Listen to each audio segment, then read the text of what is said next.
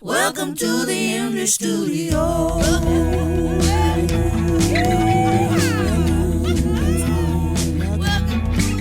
Welcome to Indie Studio. My name's Britt, I'm your host, and for today's episode we have a very special guest joining us. Welcome, the beautiful, the stunning Dublin Rose. Welcome. Hey everyone. Nice to meet you all. I'm Dublin Rose. We're so happy to have you here today, Dublin. For our listeners who might not know you yet, could you give a little self-introduction? Well, my name's Dublin and I am a third-year student at QUT studying music. I do solo stuff and I have a three-piece backing band performing indie pop, rock, like a bit of folk. I know that's like everything, but it's very a mix between like whimsical and also like girly, like sassy vibes. I play the guitar and sing. Yeah. Great. So you're pretty established as a musician. What's your musical background looking like? When did you start? How'd you get into it? Okay, I'd say, well, when I was 8, I started doing musical theatre, and the first thing I ever did was I was a munchkin in The Wizard of Oz at Redcliffe Musical Theatre, and then, I don't know, I just was like, I'm obsessed with being on the stage, and since then I did musical theatre like growing up in primary school, start of high school, and then when I was 12 I started busking at the markets, and just everyone was so nice to me. Like at the time I didn't know how to play the guitar, so I was singing with a backing track and I was singing the most embarrassing songs like Megan Trainor, Lips Are Moving, The Cup Song, and I probably only had 6 songs and would just rotate it for like 2 hours. That's how you do it though. Yeah. I mean, the people walking past aren't going to know. No, literally, except for the market stall holders around me, probably despise me. But because I was young, everyone was so generous and like, oh, sweet girl, and then like handing out, and I was like making money as a 12-year-old. Like, It was a lucrative wow, business. I should do this, yeah. Yeah. And then eventually I was like, oh, I should probably learn the guitar instead of having this backing track. And then I did. And that then made me write songs because I was able to control everything with the guitar. Yeah. I feel like that's such an organic way of like getting started. I had a very similar sort of trajectory of starting as a busker Really? on the street. Yeah. Massive. At markets and that kind of thing. My sister and I would do it together. And it's that cute factor of people being like, exactly. we had some pretty lucrative days. Yeah. So And it's funny because as I got older, I definitely improved and was like a lot better at performing, but I would then get less money because I was just getting older, and they were like, oh, like get a real job, but whatever. did you find that performing on the street and being in that environment that you might be a little bit more vulnerable in was actually a benefit for you though in developing yourself as a musician? Yeah, I definitely say like it makes you more resilient and know how to like handle people, because I remember sometimes, especially being so young, and like my mum would always come with me, but people would just like come up to you and like they'd have the audacity to like change my amp settings while I'm performing and stuff, just because they thought like I didn't know what I was doing or whatever. But The audacity. I literally, but that only happened a few times. Most of the time everyone was so nice. But yeah. Well, that's good, yeah. You know how to communicate in like a friendly but also like, I don't know, like powerful way. Yeah. How did you find the transition going from performing in an environment where people aren't necessarily paying close attention to you, then heading onto a stage and being the center of attention? How did you transition into that? Oh, it was actually, the difference between the two is so fun and amazing, because at the moment I still do perform like bar and cafe gigs where I am still like background music, but then the separation between that and then doing like a gig with the band, a headline show, playing all my original songs, it's amazing because everyone really wants to be there and they're so invested in your music. But I did back then, even while I was playing at the markets, I would occasionally play at like the Iron Bumpin' Festival or little festivals around Sandgate, which is where I grew up. And so I would have my like 20 minutes on the stage to play guitar and people would watch me for a moment, and that was when I was like, I want to write songs, I want to be a singer. Yeah. It's good when you find like that feeling of like just absolute confidence that that's 100% the direction that's meant for you. Yeah. Yeah, that's so good. I'm glad you found it early. Some people, it takes their whole life to figure that out. Yeah. You currently have 4 songs available for streaming Yes. on Spotify. And not too recently, you've begun working with a producer and a band and all that kind of fun stuff. How has that production process differed from the past where you've been self-producing your own stuff? Yes. Well, the first 2 songs that I released on Spotify, I released when I was in grade 12, so that was in 2021. And I'm not sure of the quality, but I made them on GarageBand. I recorded it like with a little mic in my bedroom.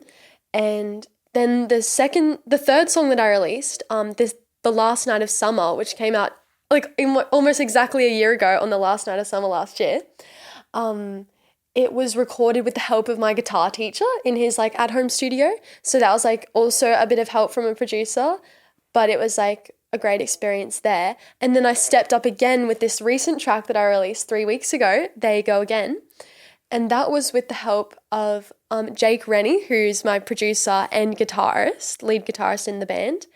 And we recorded at the QUT studios, and I don't know, the quality, the studio sound, I feel like it ended up really well and timeless. Where, you know, when you produce a track and you're like, there's nothing you're like, oh, I wish we did that. I'm really satisfied. That's actually kind of amazing that you managed to reach that point in production. Yeah. Because for some, especially in my experience as an audio student, I've done a bit of producing, it can be sometimes impossible to reach the point where you feel finished. And Literally. At some point you have to just say, this is it. This is the song. The fact that you feel like your song is right as it is, congratulations. Thank you. That is an achievement. It is. And I've got to say, I've listened to the track and it is very good. I think timeless is a great way of describing it. I thought it had almost like a little bit of a retro. That is so nice. Yeah, a retro feel, like it's very warm. That is so nice. The vibe I'm going for, like, as my brand is probably like cutesy, like vintage, like I don't know, like humble neighborhood girl. Yes, and I think you're 100% hitting the nail on the head with what you're doing. So keep doing it. Keep heading in that direction. For those who are watching or listening, go onto Spotify and check out Dublin's tracks, especially There You Go Again. There You Go Again by Dublin Rose. It's great. It's really good. Thank you. So on that topic though, you are a QUT student. Yep. And I want to hear a little bit about Vermilion Records. Yes. So Vermilion Records is the QUT run record label, which I was a part of last year. I was chosen as an artist, which was very exciting. And they choose around 8 artists each year. Do you mind me interjecting? What's the process for choosing artists? Oh, well, like the end of first year, they send out an application, anyone can apply. You don't even need to go to QUT. So, oh, wow. Yeah, literally it's like anybody can apply. So it's really a community sort of based. Yeah, and they really pick like based off like talent and all sorts of stuff. Like, I don't know, it's not actually favoured to all the QUT students, which is interesting, and I was surprised by that. But I just had to send in a bunch of demos as to what I would want recorded that year and my bio, all that. And then the record label is actually student run by third year students, which I now am. So now I am running the record label with a new set of artists, if that makes sense. Yeah, that's cool. So you're kind of like progressing through the roles, I guess, the positions in the student run record label. So do you know when it was first established? Like, I think it's been going for a good, like, maybe 5 years. I'm not certain, but I know it's been going for a little while. Yeah, well, I think that's really cool. And it kind of leads me into my next question, which is, as an independent musician, how important do you think it is for those community support networks and opportunities and funding and everything to kind of exist and be in place for you to access. How's that opened up opportunities for you in being able to actually make what you want to make and progress your career forward? Yeah. I would say like networking is such a huge part of the industry, and having the opportunity to be in Vermilion Records was amazing because my 3 bandmates who are now like my backing band, I met them through Vermilion, and they were the year above me running the record label. And they've decided to stick on even though I'm not a part of it anymore. So that was an amazing part of it. Yeah. And just in the community in general, I'd say Brisbane is a very welcoming, the music in Brisbane, everyone is so lovely to each other. I wouldn't say it's competitive. And we all just like give opportunities to each other, I'd say. And even like through social media and stuff, there's lots of little accounts where they promote music for free, or they want to do an interview like this. This is such a great opportunity. And it's everyone just helping out each other. And yeah. Do you find it easy to find those little accounts, and is it something that you might have to look a little bit harder? I would definitely say, yeah, you have to look hard and you have to really reach out and say yes to everything. We were talking about this before, how, I don't know, a part of the way I feel like I've progressed is just by accepting every opportunity, even though I don't have an expectation as to what it would be like, but every single person you meet is someone you know. Getting to know you guys is like really great. Absolutely. Getting to know you too. Thank you. So you're a songwriter, first and foremost. You're a performer. You perform your own songs. You're like studying songwriting. It's very much what you want to do. What's your creative process look like in terms of coming up with music? And okay, I'd say I wrote most of my songs like in my bedroom with my guitar, and most of the time I would say I come up with a lyrical hook or a melody. Like a melody will always come with the lyric, and then I will go, if I have enough words to then progress that into an entire song, I'll pursue it and the song will just evolve naturally in a way. But a lot of the time I'm that terrible person who just like scraps songs all the time, and I've got half-finished songs everywhere. But I feel like that's everyone. And yeah. It's, maybe it's one of those things where you write something, you shelve it, and then who knows, somewhere down the line it might be exactly what you're looking for. Exactly. I've got it all hidden in my notes folder. Every single thing I've ever written. Every single thing. Yeah. That's probably, that's good. Good, yeah. Have you ever worked collaboratively in terms of songwriting?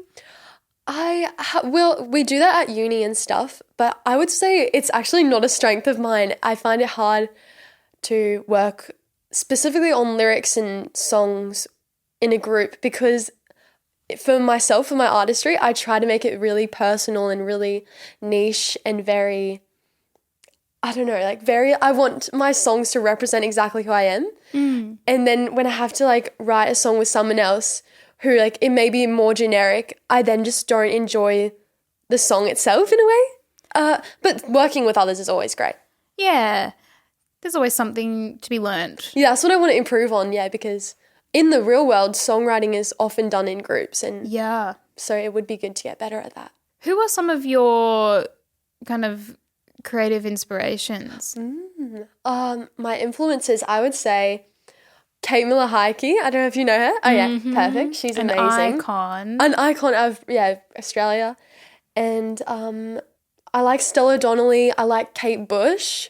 Another I agree. icon, yeah. Taylor Swift, Ovi. Who else? Morat. Do you want to hear something crazy, guys? Yes. Morat follows me on Instagram. What? I'm not kidding. It's real. And she's been following me for like almost like 2 years. How'd Pretty that crazy. happen? Because I met her at Laneway, and I like got my shirt signed by her like at the little lineup, and I said, like my name's Dublin. I told her about how I wrote this essay about her to enter like my uni. Like you had to write someone who inspired you. And she was like, wow. And I was like, I play music. And she was like, let me follow you. And I was like, oh my God, that's the nicest thing in the world. And she hasn't unfollowed me. I mean, very impressive. That's a claim to fame. Literally, that's like the biggest flex of my entire life. Good flex to have. Yeah. It's like your little party fun fact. Party trick. Exactly. Yeah. Just bring that up. Literally. Put it on your resume. I should. On kind of looping back around to Vermilion, it's not like a big established record label or anything like that. It's more of a community effort in supporting musicians like yourself.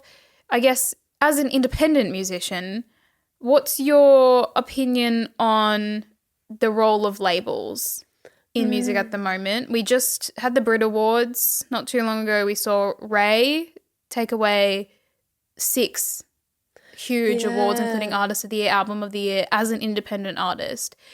It does make you kind of pause and wonder exactly what role do labels play in the position of a musician these days. What's your opinion?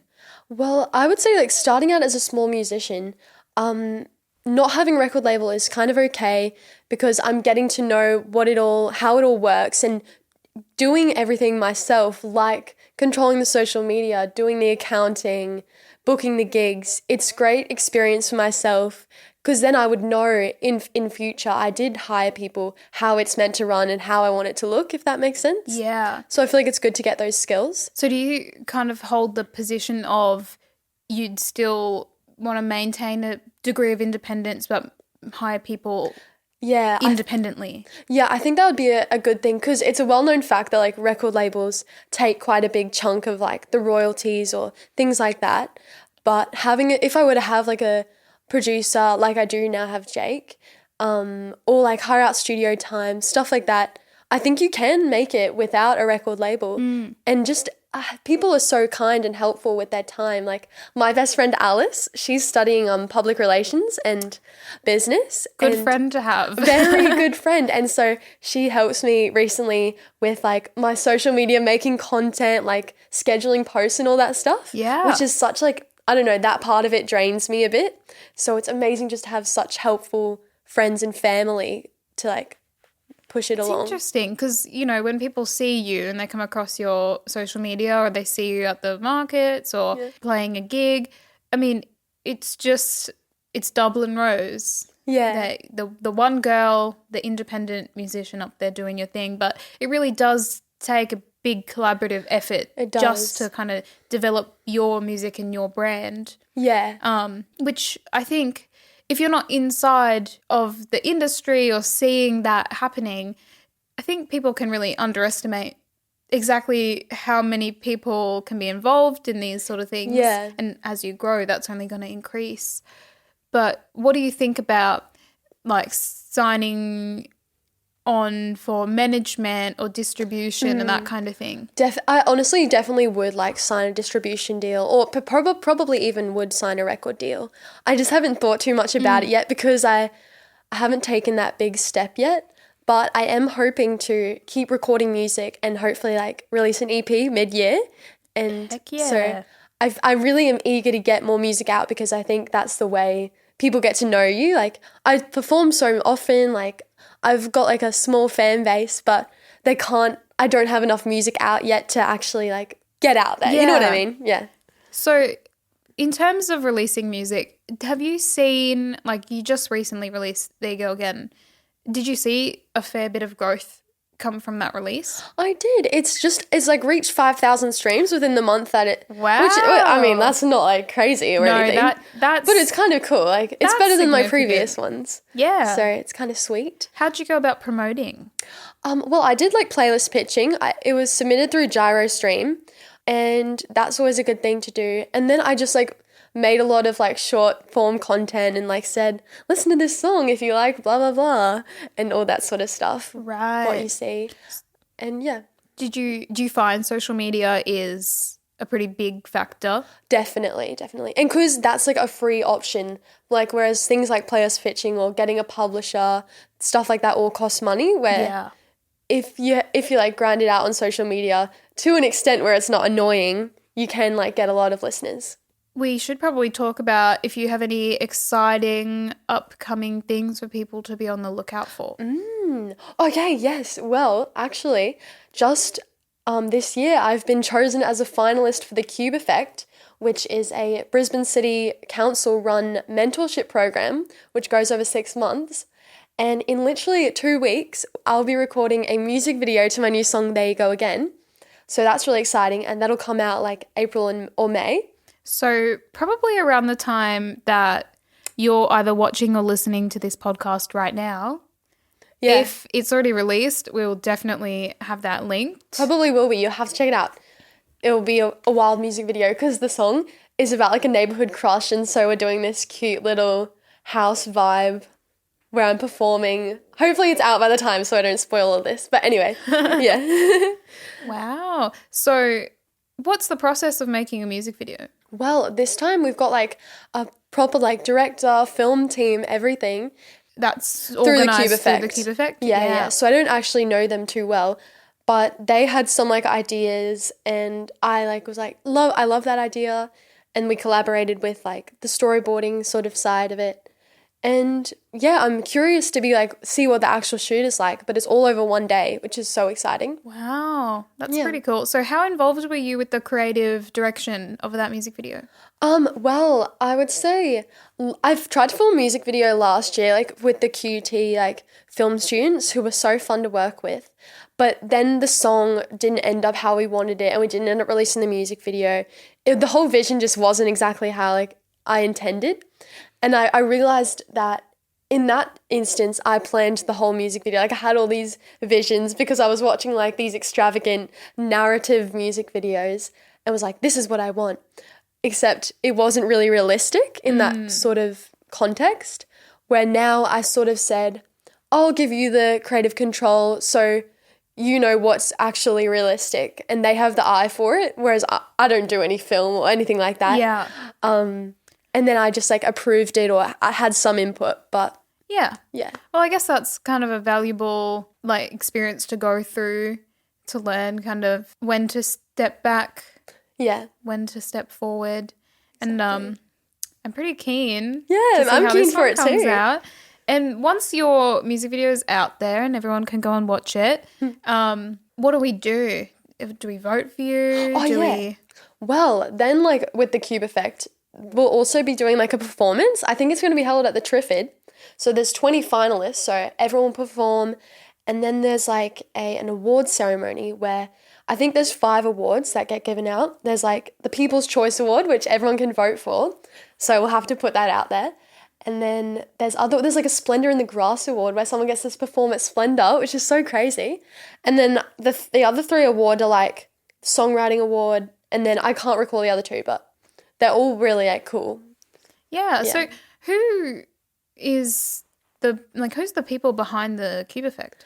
It's like heaps of like industry professionals from Australia, but there are some like big names like Bernard Fanning, Hope D, like lots of like cool. Yeah, it's so cool, and they are the mentors. Wow. So it's pretty wild. That's so good. That's so cool. Yeah, it's so fun. Wow. So it's very much like a industry based project. Yeah, It's good that those sort of things exist. I know. I think it's only been going for like 3 years, maybe. Oh wow. So it's really exciting. quite new. Yeah, really. Well, exciting. definitely. If you're listening from Brisbane or watching, hello, people on YouTube, you can go and follow the Cube Effect. Yes. Follow Dublin Yep. and get amongst it. This is the best way to see all the new talent that's popping up in Brisbane. This city is full of phenomenal musicians. A lot of my friends, like the 20 artists, like include like a bunch of my friends, and I don't know, like I just feel like I've gotten to know so many people now that I know a lot of them. Seems like a great way for anyone who might be wanting to get amongst the music scene in the city.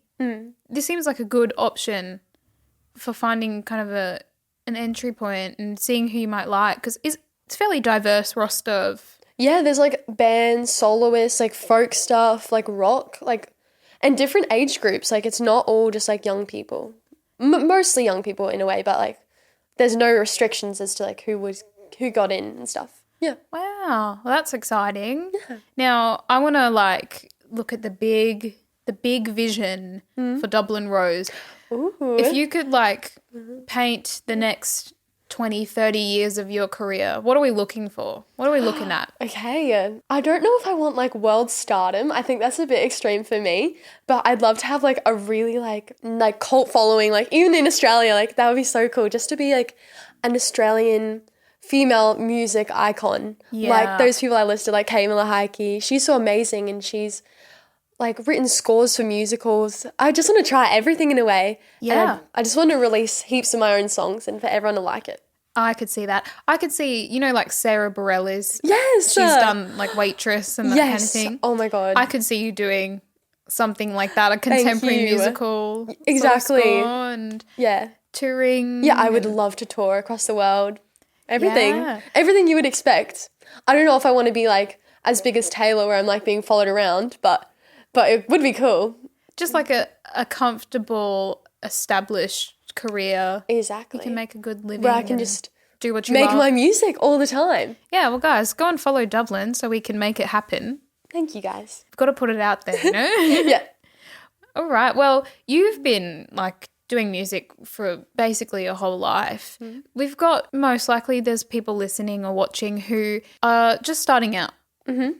As somebody who's very well established, what sort of advice would you give to people who are trying to do what you're doing but just beginning? I would say like getting like great at performing is a good thing to do. Personally, I went to a lot of open mic nights, and then from that got given like a regular spot at a venue where I would perform solo sets, and it's just such an amazing way to practice. You get paid to practice basically, and it's so good. And then I would say make business cards. I remember like handing out these little pink business cards to all these random places and just saying, oh, like, would you consider having me play? And then literally it was so successful. You just got to put yourself out there all the time. So you physically went to venues and like cafes, bars. Yes. As soon as I turned 18, I like bought business cards, like maybe 250, and then just like to local places who I know had like Sunday sessions or something. Yeah. I'd hand them out, and then they'd see my face and be like, oh yeah, let's do it. Do you keep an eye out for open mics? And These days I don't even like, I've like progressed now a bit more like where I'm just like getting regular gigs. I don't really need to do the Wow. open mics, but they are still super fun. that's good. How regular? Well, literally last week I had 4 gigs, which is crazy. But that's not too normal. It's usually probably like 1 or 2 a week. Yeah, that's good though. How did you progress from kind of doing like free gigs, volunteer opportunities into finding paid opportunities? I would say, like what I was saying, people often, when I would do an open mic night, is they'd say, oh, like, we love your sound. Would you consider doing a 3-hour set next weekend? Right. And then that would be a paid gig. So it's pretty great. It's like reach out to you. Yeah. And it's got to the point where now I do, like, I'm literally living my dream. Like, I'm making all my music, like making my living through performing and making music. And one other thing is that I also do support work, playing music with a lady that has Parkinson's, who lives the street next to me. Her name's Linda, and she's the coolest. Go Linda. Yeah. She's yeah. like, was a professional violinist, and just like this really cool, eccentric lady. And once or twice a week, I'll go to her house and we'll have a little jam session. That's so cool. Yeah. That's so great. It's awesome. So, yeah, I think that's so good that you're able to make your living off of gigs. Did you have to establish yourself like with an ABN? Is it like a contractor kind of Yeah, the tax and all situation? that gets so tricky because every little thing I do, including the support work, is all like sole trader. You have to invoice everything. You have to keep track, Excel spreadsheets, everything like that. But And you do that accounting yourself? I do it all myself, which is hectic. How was that learning curve? I would say I'm literally still learning. It's so tricky. I'm actually literally just considering potentially getting an accountant or something to help me out because now I have the band. I'm also managing that and it gets a bit trickier. But Right, and do you pay your band members? yes, for all the gigs, just like divided equally and all that. Do you find, like, does the pay rate change much between you performing on your own versus with your band? Interestingly, yeah, performing solo is always obviously going to be like you're going to get paid a bit better because you don't have to split it. But you do get a high rate when you're as a band. And I guess the funny thing is like when I play solo, it's very effortless. I just bring my guitar, my amp, and I perform for 3 hours, say. Whereas with the band, it's only a 45-minute set. So of course we're going to get paid less in general. But then it still takes the same amount of time because we've got to like load everything up, do a sound check. Yeah. So yeah, it is a lot more effort, but it is also a lot more fun. So it's You think it's worth... It's worth Yeah. it. Yeah, it's definitely worth it. So in terms of being paid to play in local venues and bars and whatnot, how do you negotiate your pay rate? Is there a fixed rate that venue offers everyone, or kind of does it differ? Honestly, there's like a pretty standard rate across all of them. And I have sometimes tried to say like, oh, like reckon I could do this if, for example, like raise it a bit higher if the venue's a bit further for me. But often like sometimes they don't do that. But recently, and like in the last year, I've also been playing at weddings. I've played at like 6 weddings. You're doing it all. I know, it's crazy. Which like- that pays good. She just says yes. Oh, yeah, exactly. I actually just got asked to play at a wedding in Toowoomba. And I was like, I originally said yes, but now I'm thinking about it. I'm like, how the hell, like, am I going to get home? Like, it's so far. How far is it? It's just under a 2-hour drive, depending Yeah. on which part of Toowoomba you're going to. Yeah. But it is a very beautiful Yes. little city to go and visit if you... And a wedding's always sweet. Yeah. Do you know where the venue is? No, I can't recall. Oh. I don't think it's been decided yet. Oh, that's but okay. wait, want to hear something interesting? I have never been invited to a wedding, only ever performed at them. Wow. I've never been a guest. It's Well, I so guess strange. Maybe when you're eventually invited to a wedding, Yeah. you'll be all over it. Exactly. You'll Yeah, have seen them all. I'll know the routine. Wow. So how did you end up getting wedding gigs? Oh, I'm trying to remember the first wedding I played.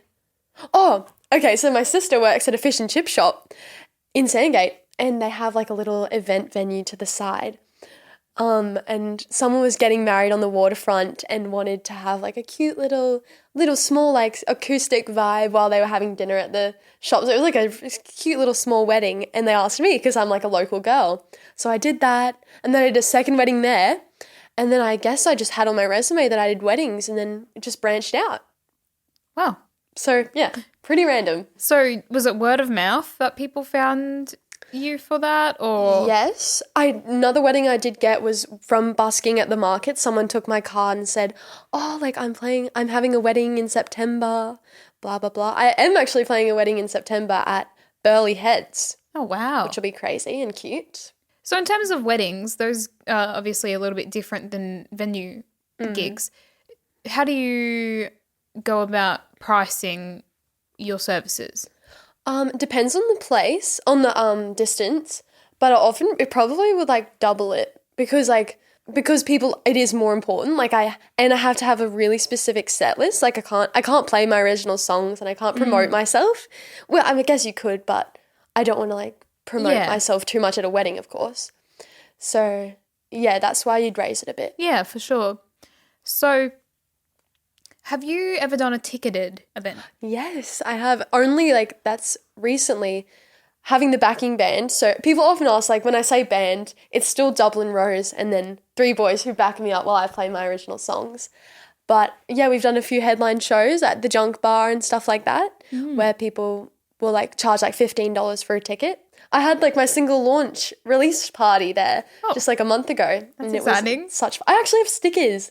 I made Dublin Rose stickers, so I'll give them to you guys. Yes, we should put one I on the know, set I'm somewhere. so silly. Yeah. So in terms of ticketed events, obviously you, I assume, make a profit off of ticket sales as well. Yeah, I would say the profit isn't always too much because you do have to like choose like 2 other opening acts, say, and then pay them out.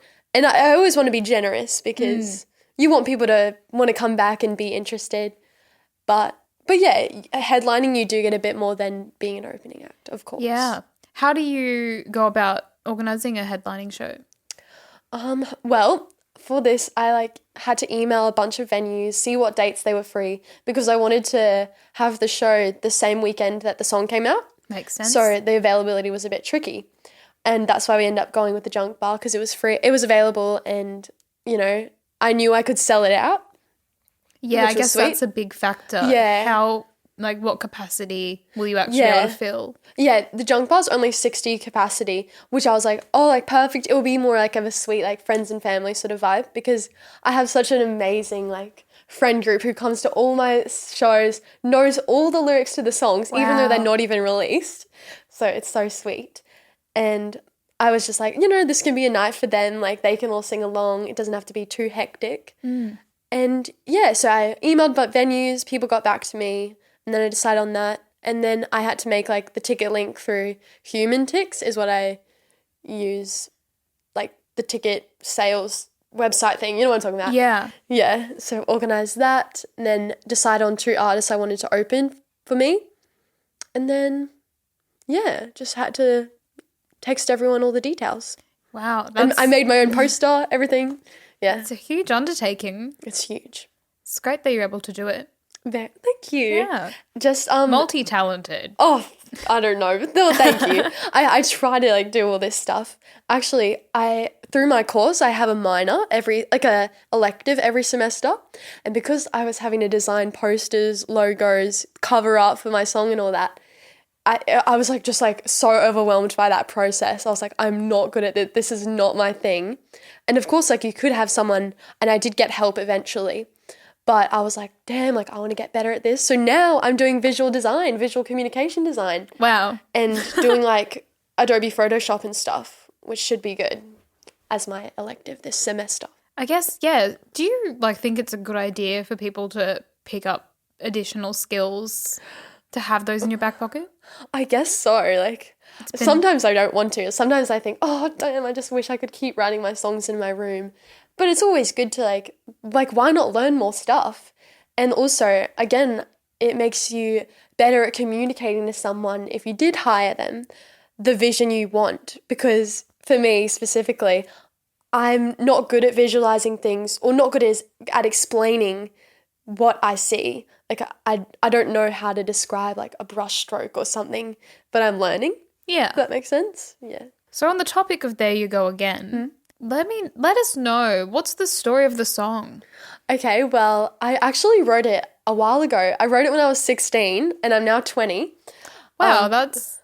Yeah, so I wrote it a while ago. Yeah. And I chose to release it first with the backing band because it's such a youthful song. I wanted it to be out like now.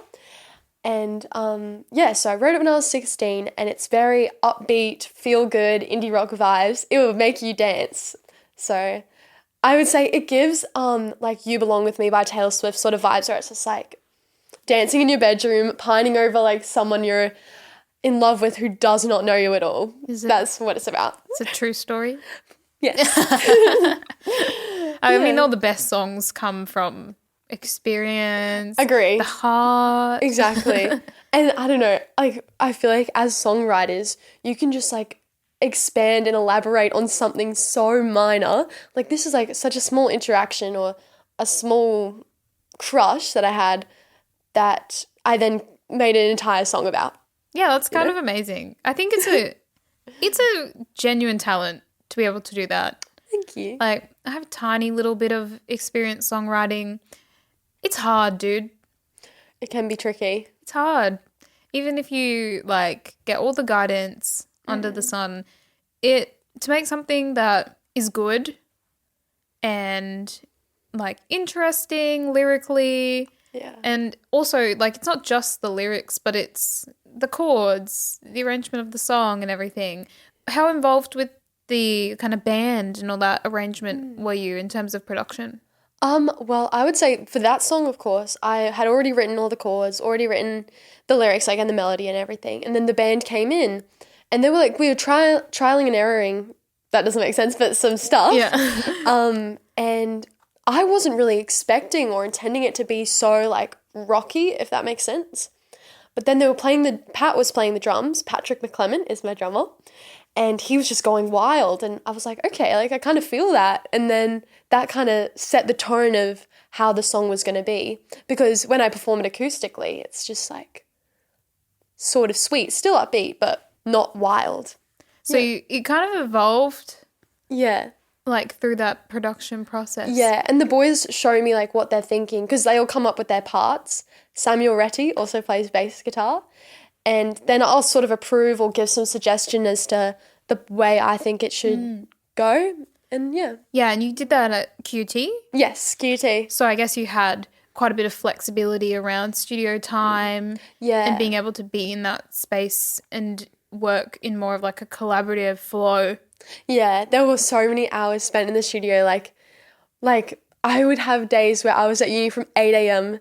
like for class till then 4 a.m. like Wow. recording in the studio all night, and it would just be and then I'd have like uni 9 a.m. the next day, and it was like a deathly moment in time where I was exhausted. But I'm kind of surprised they allow you to stay open that late. yeah, it's the studios are 24/7. Oh, jealous. I know, it's pretty crazy. Yeah, and so it's pretty good. Yeah, that's cool. And I guess, how has that kind of prepared you? Because obviously once you've finished at QUT and you don't have access to those resources anymore, you'll be looking for like local studios and spaces you can rent out or like go to. There's a lot of places in Brisbane. Yeah. But obviously there's now a cost associated with studio time. Do you feel like this has informed your creative process for the future? Yes, I would say that from what I can see, there would be a big difference between recording at QUT, having like the time to just like, you know, have a break, do what you need, like experiment with different tones, like different amps and stuff. Whereas in a professional studio setting, you have like 9 hours, say, to record a song, and each hour is a high pay rate. But then it's kind of in a good way, you get the song done so much faster. Yeah. For the EP I'm thinking of releasing, I am actually considering getting it professionally recorded so that it can be out within like the next few months, if that makes sense. Where Jake, who produced There You Go Again, is such an amazing producer, so hopefully I could get him to help out with the production of that. But because QUT, like you have to hire out the studios, it's in such high demand, everyone wants to get in. You can only do it, say, once a week, and then we're still all learning that it just can get a bit tricky and take a longer time. That makes sense. I have heard that sometimes being limited in any kind of way, so maybe by time, by resources, by whatnot, can actually inspire creativity. Yeah. Just in the sense that you like don't have all the time or all the resources in the world to make something, so you're put in a box and you have to make something within that box. It might not be something that you could have expected because you're not overthinking it. Exactly. That's a good way to put it. Cool. Well, I think we should listen to some of your music. What do you say? That. Would Yes, you I'd play a love little to. something for us? I would love to play for you guys. Great. Well, in just a second, we're going to get Dublin set up to play us some music. But thanks for coming in. Thank you for having me. We're It's been so fun. happy to have had you here in the studio. You've been a pleasure to chat with. Guys, go follow Dublin, listen to her music, give her lots of love and attention. I'll tell you guys how to follow me. Spotify, Dublin Rose. My Instagram is Dublin Rose _ Facebook, Dublin Rose Music. You just search Dublin Rose and you'll find me. Great. Well, let's listen to some Dublin Rose. Perfect.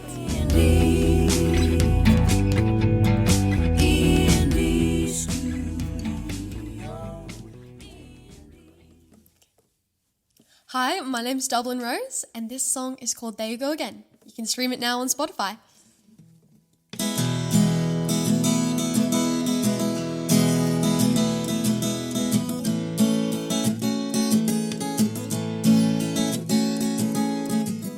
I walk past your house on my way to school. Adjust my hair as I go past your window. We've only spoken once or twice. Wonder if you know you're the reason I can't sleep at night. Never stop checking if you've seen my story. Every single little thing I do is meant for you. Oh, you. 'Cause every time I see your face, it makes me mad. I remember that I'm not yours, and I know you've never dreamt about me. Can I hurry up and stop loving you? Don't have a clue what you put me through. Tired of the late night fantasies, forever dreaming of you and me. Staring at your face for a minute straight, taking pictures in my mind for the movie I'll be making in my dreams tonight. But you, oh you.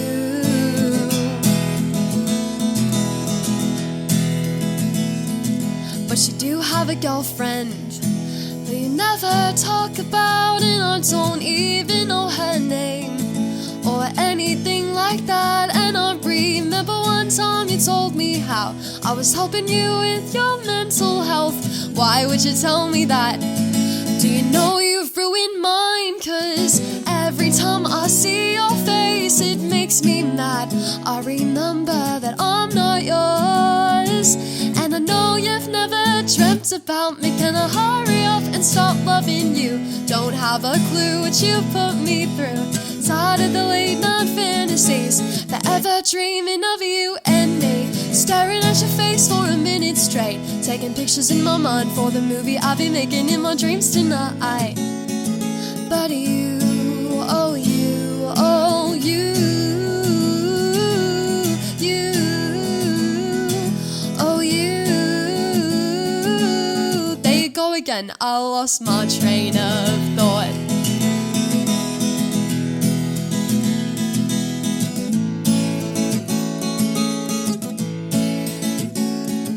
Here's hoping you'll never hear this song, but if you did, would you sing along? And if I were to read your mind, would I like what you had to say?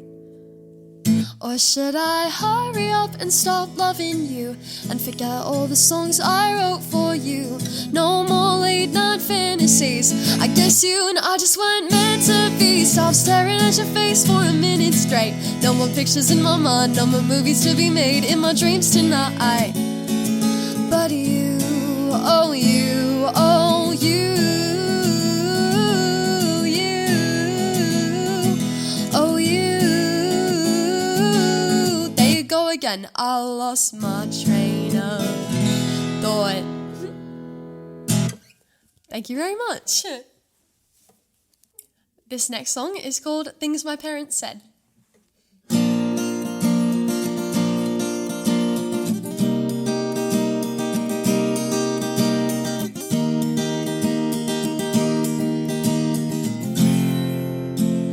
I can't get to sleep.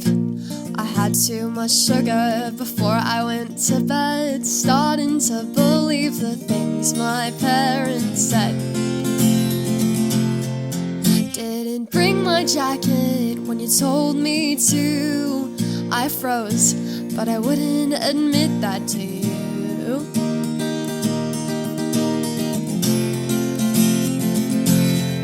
Should have held you more closely when I had the chance, not been embarrassed when you wanted to dance. Many things I still don't understand, but I can't hold your hand anymore. Oh, I swore you knew everything, but now I am older, don't have a clue. Sure wish I had listened to you.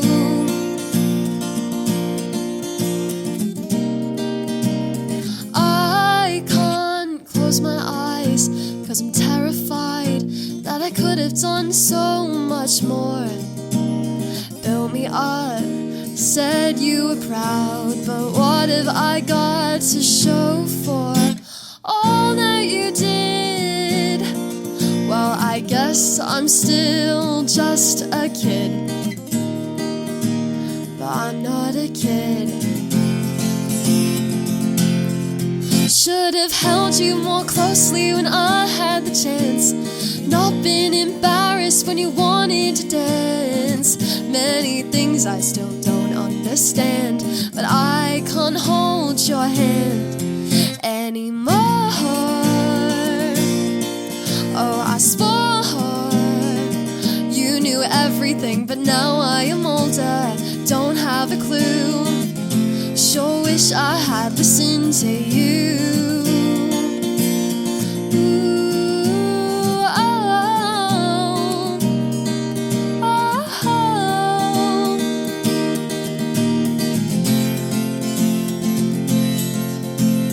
Thought I'd like it on my own. Call me on the telephone, reminding me I'm not ready to let you go.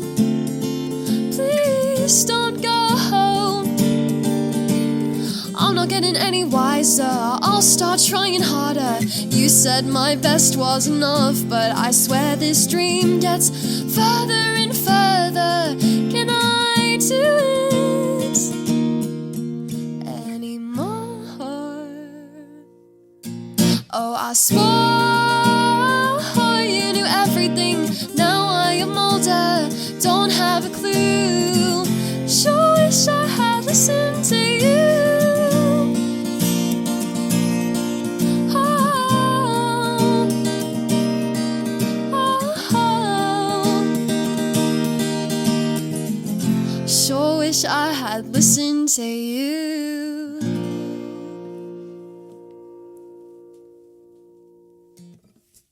Thank you.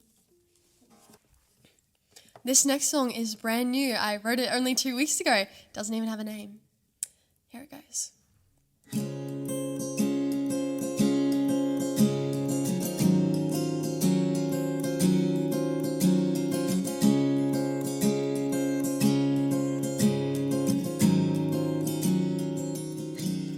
I haven't been too far yet, but I hope I'm going places. Yesterday already feels so far away, and I can't keep wondering what's to become of me. Looking around, I can barely describe what I see. So I'll follow the clouds, I'll follow the waves. Might disappear for a year or a day.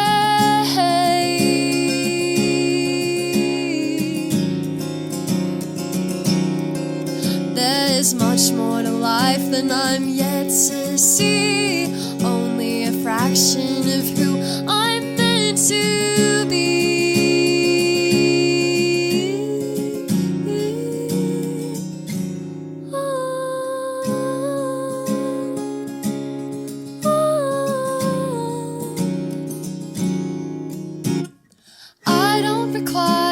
Something tremendous, spin me around, let the whole world befriend us. I can't control you or my destiny. So let's follow the clouds, let's follow the waves. Might disappear for a year or a day.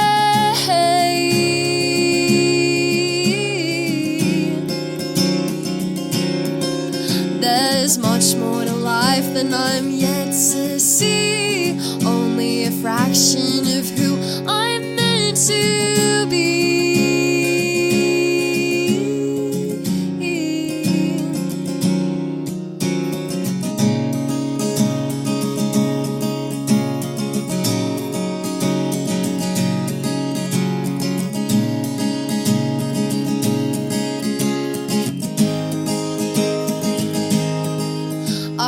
Kept myself occupied? Have I held on too tightly to a plan that wasn't meant for me? Should I let it all go? Do as I'm told and sit quietly. There's something out there, I just have to find it. No one can tell me it's not the time for it. I'll float away, I've got so much to say. So I'll follow the clouds, I'll follow the waves. Might disappear for a year or a day.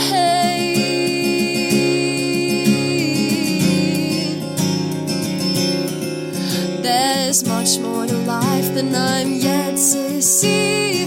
Only a fraction of who I'm meant to be.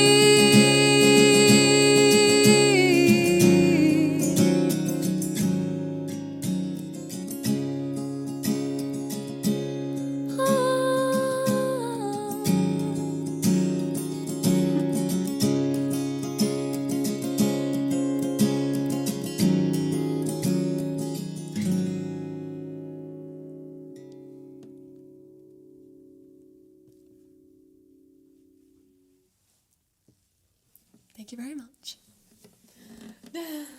Thank you guys.